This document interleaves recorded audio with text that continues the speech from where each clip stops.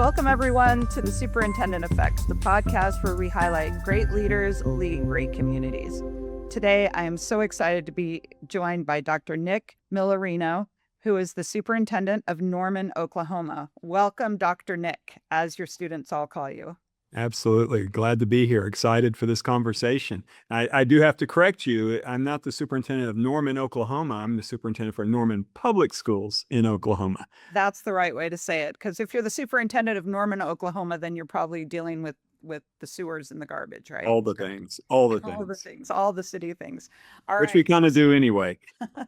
Superintendent of Norman Public Schools in Norman, Oklahoma. Thank you. Well, I'm excited to get to know you. You're the first person we've had on from Oklahoma. And when we were talking just a minute ago, I pointed out that isn't that where Kristen Chenoweth is from? And you then gave me a list of all the fun people that are from Oklahoma. So tell us about that. Yeah, Oklahoma, a tremendous place to grow up and live. Yeah, Kristen Chenoweth, you have Reba McEntire, Garth Brooks, if we're going from the musician side, Toby Keith, maybe I said Reba McEntire, but just a plethora Blake of Shelton, right? Blake Shelton, lives just down the road, So it's just an incredible place, a melting pot of all kinds of things. Great athletes as well come from Oklahoma too. And, being in Norman, backyard of the University of Oklahoma, which I know everybody across the nation loves, we have a few good athletes here as well. Well, and home of a great musical. We're very big about musicals here in Pleasant Grove, as well as the Cook Center, because of the human connection of being able to go to that. Who knew that Oklahoma is not only the center of the country, but also the center of entertainment in the country? So exciting. Tell me about you, though. Tell me about your path to the superintendency. Yeah, I knew that question would probably be coming, so I was thinking back, how do I sum this up in just a couple of minutes? Because I could talk forever about that. I'm joking, but I just like a lot of leaders, maybe didn't take the direct path to the superintendency. I knew growing up, having a father who was a teacher, a mother who was a teacher, that I did not want to go into education right away. It's one of those fields that just sucks you in. I went to college on a scholarship for football or for basketball and ended up playing football. Went to become a nurse and got a degree in math and became a teacher. And just kind of that journey took me to the superintendency. I as I said, I went to college to become a nurse and got sucked in at a job fair, just walking through the job fair going, what's going on here? And Norman Public Schools happened to be there. And I just walked over and asked what was going on and told them what my degree was in. And they got me to shift my major and get into education. Kind of the same thing happened in my first year teaching. A group of professors came through and met me and said, "Hey, have you ever thought about getting your master's?" And I'm like, well, I mean, that sounds like a good thing to do. So I ended up getting my master's and then ultimately kind of the same path, my PhD. First one at the University of Oklahoma to get one that was a focus in education, but educational technologies. Oh, wow. And so kind of a trailblazer there. And that was in 2001. So, time flies. It's been 20 something years since I received my PhD. But, my journey is weird. I thought when I was in education, I would be a coach and a teacher and just love on kids and try to provide the best opportunity I could. But opportunities came up and I thought, how can I better help affect many kids' lives or more kiddos' lives? And that's not unique to me. That's how a lot of us take that step from the classroom into administration. But I took the journey through a few districts, went to Moore Public Schools as an assistant principal, Putnam City Public Schools as an assistant principal, over to Tahlequah, Oklahoma, the capital of the Cherokee Nation, as a principal, and then came back to Norman. So I've done 3 tours in Norman. I came back as director of secondary ed, and while here, kind of utilizing my affinity for technology, created the first school app. It was called School Connect at the time, and it was a communications tool for families, and that got purchased from me. And part of that was I got the opportunity to step out of education and travel around the United States and world sharing this app. But travel and sales wasn't for me. And so I got asked to come back to Norman, took that opportunity came back, and as an assistant superintendent and CTO, with a lot of experience and from outside of education, and then the superintendent at the time, Dr. Ciano, decided to retire, and opportunity. I jumped in and was able to apply for the position and received it. And now I'm finishing up my 9th year as superintendent. So that's it in a nutshell. Hopefully that was a little bit sequential. No, that's awesome. I mean, 9 years just gives you such an ability to shape the district the way you want it to be shaped, or the way you see fit for your community. So has that longevity just allowed you to do some really cool and amazing things? I hope so. And you'd say nine What would years in those the be? superintendency, but actually, if you think back, in 1994 was my first time to be a teacher in the same district. And although I've gone to other districts, I'm pushing 20 years of service to Norman Public Schools. And yeah, I believe it's given me the opportunity to see Norman Public Schools through multiple lenses, and work with the community on so many different levels, and find out, what does the community really want, not what does Nick Migliorino want for the district. I want the best for the district, plain and simple. What can we do? Provide opportunities. But what are the needs? What are the wants of the families and those that we serve?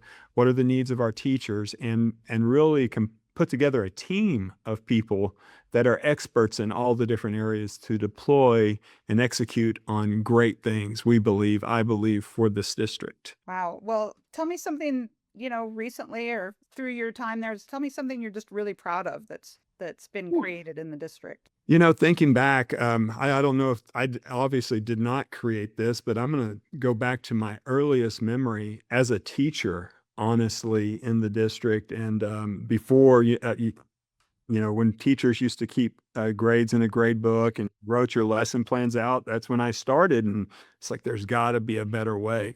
And did research, and ultimately it ended up being part of my dissertation. Was I introduced the district to, actually it was called Making the Grade back then by Jay Klein, an electronic grading system, and kind of brought that to the district as a teacher, with a lot of failure on my part in that, but losing grades and all the things. Most recently, I think of it, in the role of superintendent, you kind of have phases. You have pre-COVID, COVID, post-COVID, and Yeah.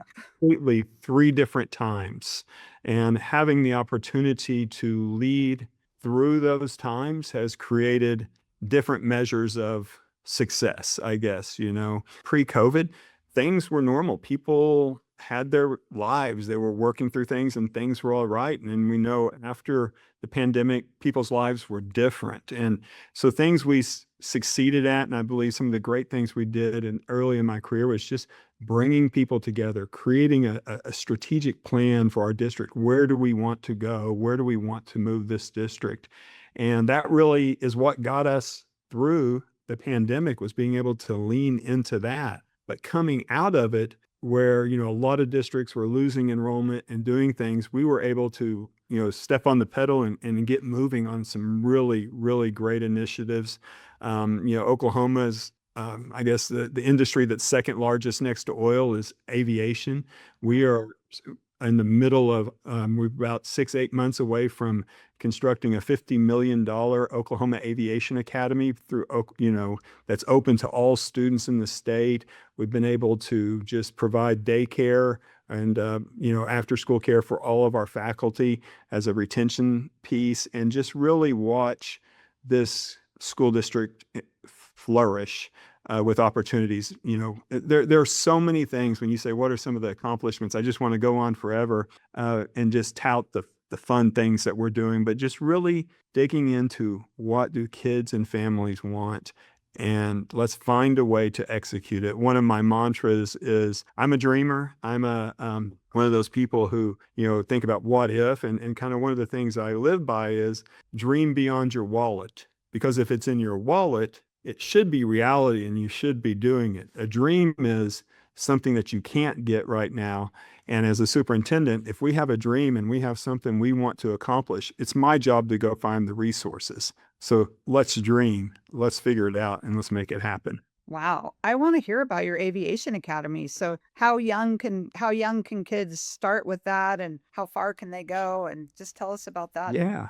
Yeah. So we're in our fourth year of our aviation academy, and we'll be graduating our first group of seniors this year, full class of seniors Uh-huh. this year. We have, I'll say between 90 and 100 students per class. And literally 4 years ago, a group came to us, a person, Rick Nagel, came to Norman Public Schools and said, "Hey, Nick," one of my board members brought him in and said, "I'm going to start up a private school in your backyard. And part of Oklahoma's rules are I have to come get turned down by you right away so I can go do what I need to do." And he was surprised that I said, "Well, let's do this together." So that's really how it started. Was Rick is huge in the aerospace sector of the world, and he happens to live here, and he brought the idea. That being said, that was in November. The next August, we stood up our first class of about 100 students. And it starts with ninth grade students, 9 through 12 is actually, they're actually at the academy. But through this, we've started working backwards through our down into our elementary, providing opportunities for our students. That being said, the really cool thing about this, I believe, is we have the University of Oklahoma here, who has an aviation program. We have Career Tech that has an aviation program. We have an airport that used to be an Air Force base in our community. And we have all these different entities. The ecosystem here was just perfect for this. And so we started with this academy in portables on the airport. We started lobbying with the legislators. There were still some ARPA funds out there, and we ended up getting about $20 million from our state, $30 million from our bond, and now we are constructing a one of a kind in the nation. There are other aviation programs, but we have and we'll have a one of a kind in the nation aviation academy that is supported by public schools, the city, the state, and the community, and Career Tech all in one. And it just shows the power of what can happen if adults will just put their minds together and take away our differences. If you're a private school person, a public school person, or whatever, and actually said, let's do what's best. We, I believe, have created the recipe for success in that area with this. And now we're obviously trying to replicate it in other areas. That is fantastic. I mean, I want to come visit. Please do. Please do. Is Mr. Nagel as a private, or are you bringing in private funds as well into Abs- that? Yeah. Absolutely. And that's the Is he thing, JetBlue? Is that Well, is he we the founder have of JetBlue? no, he is Oh, not. okay. It's Acorn Industries. It's aerospace, national aerospace company that's everything from cybersecurity to jets, and I mean, just all kinds of things. But no, he's just a local businessman who actually is a regent for the university now, and just had a dream and was going to make it happen on his own. But seeing that we're all working this in the same direction, what we can do together is much bigger, much more powerful than what any individual can do. And if there's a message out there to anyone who's listening and you want to start up a private or you want to start up a charter or you're a public school superintendent, is the easiest word in the English language to pronounce is yes. Just say yes and then figure it out if it's right for kids. Yeah. Wow. Wow. I So, love that. Well, I know that I was on with Courtney, who works in your office, for a minute, and I noticed her background has your theme for the year. So, do you want to talk about this year's theme and your philosophy behind themes? oh, well, once again, that's strategic plan and just everything else. You have to have something to tie your vision to. You have to have something to move towards. And Norman Public Schools hashtag good things. Good things happen here every single day, and we believe that, and we live that. You see it everywhere, and people are repeating it. And when you say it, you see it, you feel it, you start to believe it, and it just becomes contagious. So I'm a big strategic plan guy. I love it because I have to have something to lean into, because once again, I am a dreamer. And if up to me, I'm going to be tangent here, tangent there, let's go over here. Having that focus and is really important. And I think it's from the superintendent's seat to the teacher's seat to the custodian.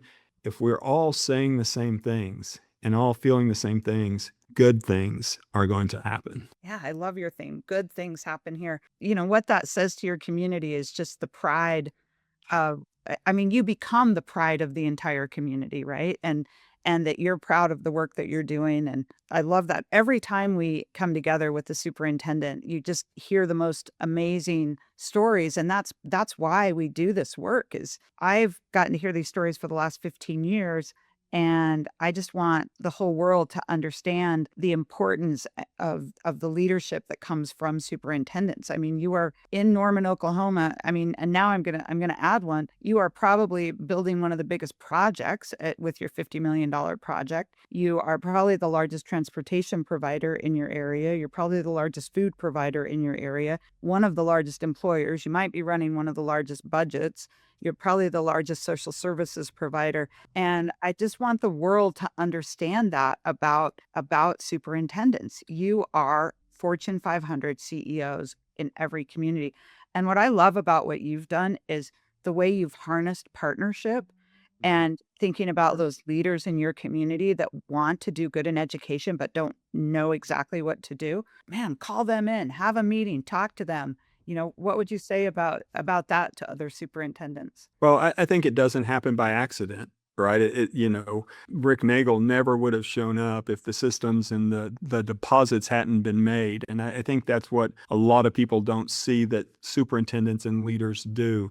We are out and about in the community, right? We're always meeting and greeting. We are connectors. We're talking to all the decision makers and just the people and hearing the stories and making ourselves available. And if you're a new superintendent and you haven't been, if you haven't had a strong mentor, or you haven't been exposed to that, I think your first year, there shouldn't be anything more important to you than going out and building relationships. You know, the old adage of go to the coffee shop. And I literally do that.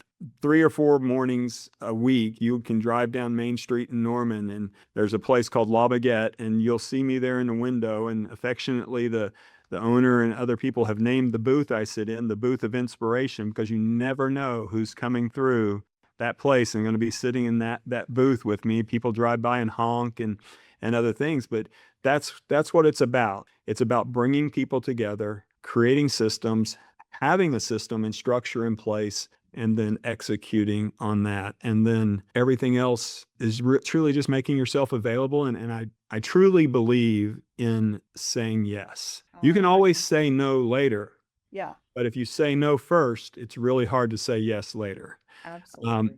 And so I really believe that some of my staff, quiver when I say, hey, I've set up this meeting for us to talk to this group. And they're like, oh my gosh, another group. But I'm a vendor friendly superintendent, and it's not for me necessarily. I believe everybody has something to offer. Whatever they have to offer may not work in Norman Public Schools, but you know what? I'm going to have a conversation with someone else, and they're going to have a conversation with someone else. And there may be some connection that we can help each other with. And down the road, that's going to come back and help us here in Norman Public Schools. So that's just my simplistic philosophy on things. Well, I'll tell you, Nick, you and I are like kindred spirits because so much of what you've said. I mean, I started my teaching career in 1995 and was in one of the first classrooms I was in America that was using Power School. You know, so when you were Yeah. talking about that, and then I think School of Connect got purchased by Pearson. Is that right? Um, it got actually purchased by Jostens first, and then who knows where it went from there, actually. I think anyway, so then Yeah. I went to work for Pearson, and so Mhm. I kind of remember School Connect from Yeah. Pearson. So Yeah. so that's amazing. And then what you just talked about with I take any meeting from anybody because I just think it's just what you said. You just never know how you're going to work together and how those relationships are going to have impact on the good you're doing in the world. So that's Yeah. really cool. I mean, just our brief conversation at the beginning, you told me about another group that's meeting, and an opportunity to learn. And if we hadn't have said yes to this, Yeah, you wouldn't I have known would have that. not have, right. So it's just, Well, I'm glad you're that guy who says yes because I tend to bring groups of people places and I want to come see that aviation Oh, center. it's something amazing. The scale of this thing. We're literally building, our students are building two planes simultaneously right now. Wow. Will fly out What of. level of plane are they building? Are they building? You're testing my knowledge on aviation there. It has two wings, a propeller, and two or three seats in it. So Okay. whatever size that is, Okay. it's All a right. I don't really know either, but yeah. I was, It's pretty amazing though, and once again, but kids having the experience, the ability to do that, just say I built a plane yeah. and it flew away at the end of the year. I mean, pretty cool. So, the reason we met, the reason our teams connected us is really through mental health and the work that we do at the Cook Center because I know you guys have our mental health series and you have our Yep. coaching. Tell me about, the mental health supports and Sure. what you were seeing that you thought, well, we need these supports in our district. We serve 16,400 little souls every day, and then we I have love how you say 24. that, little souls. Yeah, and then we have 2,400 ish employees, and when you have that many people, and then talking about the pre, during, and post COVID, and just the evolution of the world, what's happened, and then just our community going from 40% maybe free and reduced lunch to now 60%. Oh, wow. Lives are changing. Kids and families are feeling this. Teachers are constantly being attacked from all different angles and trying to decide if this career is right for me. They don't make a ton of money, but yet have more expectations put on them than most any other profession. Kids, the expectations are there. Then you throw in the constant social media and bombardment from the outside that's 24/7. It is something that we're very cognizant here of in Norman and have honestly always been. And, I'm the beneficiary, first of all, of a superintendent who was before me who also had that same thought, Joe Ciano, and the building that I work in every day is named after him.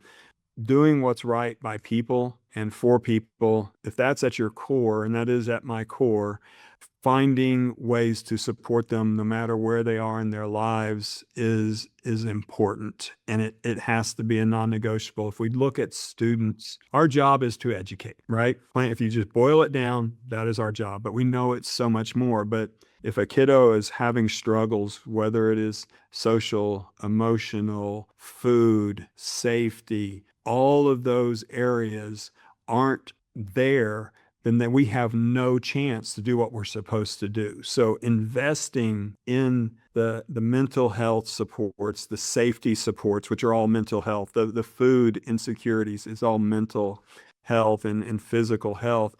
That is as important in investing in that reading program or that math program, because that math and reading program our curriculum will do nothing if you don't have the other things. So, I think we're maybe still the first in the nation, honestly, that has advocacy counselors at all of our secondary schools, which their only job is if kids want to talk or have challenges is to go to them.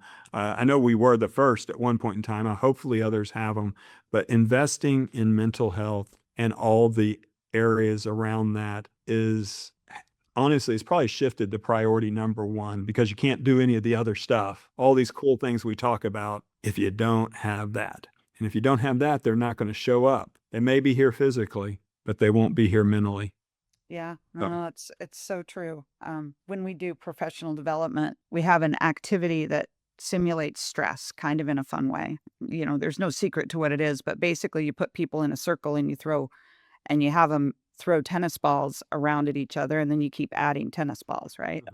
And as they're doing it, you're asking them to do something really simple, like say what you had for breakfast today. right, And so if you're holding the ball, you say what you had for breakfast today. And then at the end, you ask and you see how hard that is, how hard to just right. produce that.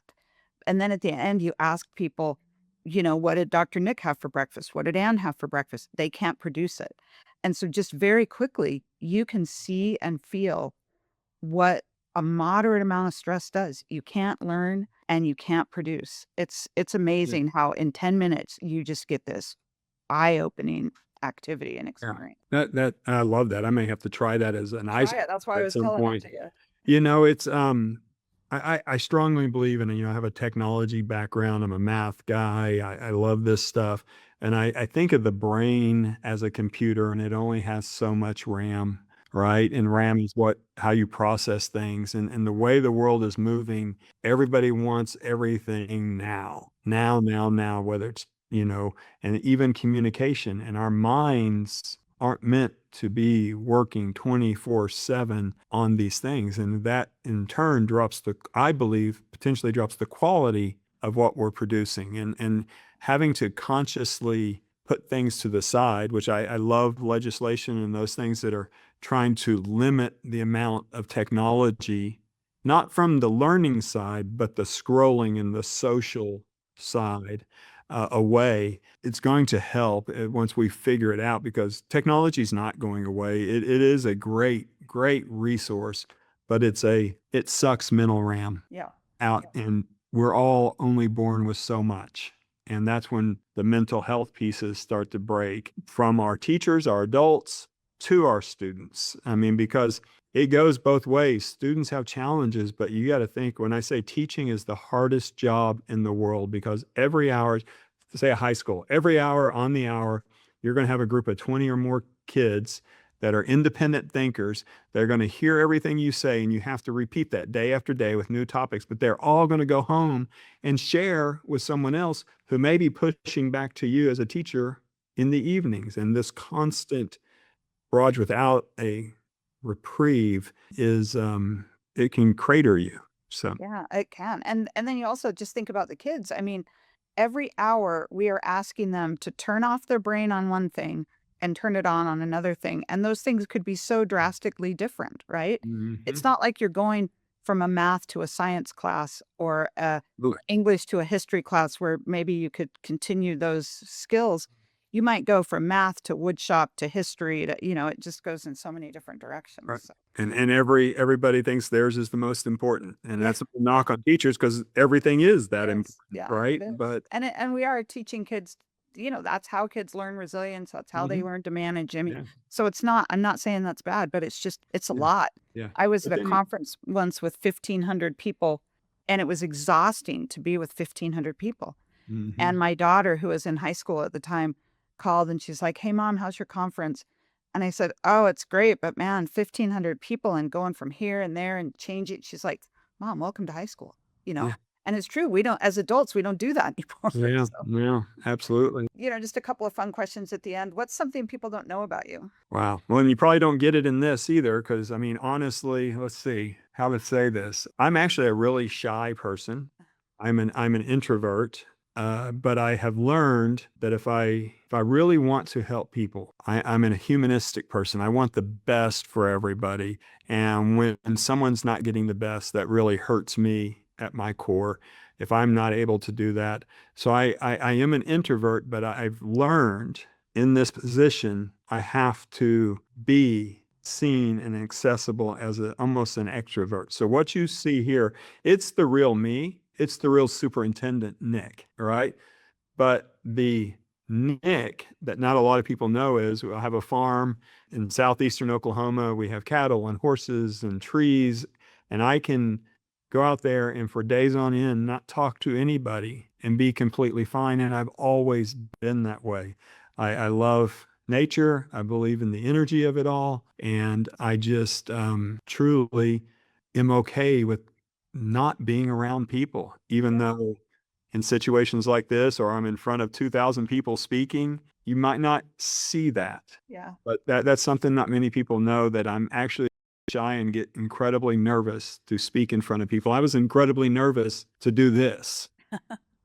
Well, So, hopefully this hasn't made you more nervous, but no, not, no. I'll tell you another thing that Courtney told me about you that people Oh, probably don't know, I'm or quivering now. your people will know this, but people that are watching. So Zoom does this thing where you never quite know how tall people are, and I hear you're Yeah. very tall. Well, as the, when the, thanks, Courtney.